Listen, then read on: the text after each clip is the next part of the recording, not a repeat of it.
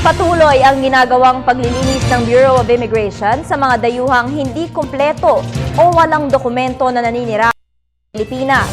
Paalala ng ahensya sa mga dayuhan, may mga batas ang bansa na dapat nilang sundin.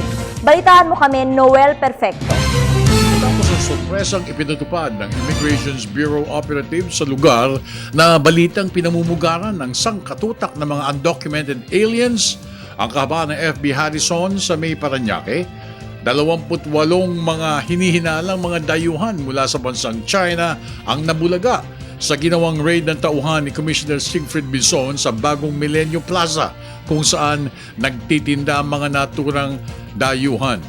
Tiniyak ni Attorney Jake Licas, Hepe ng Intelligence Division ng Immigration's Bureau, na lahat ng mga targeted na mga walang dokumento at kulang sa mga working permit ng mga dayuhan ay agad na madala sa Bureau Headquarters para sa masusing investigasyon.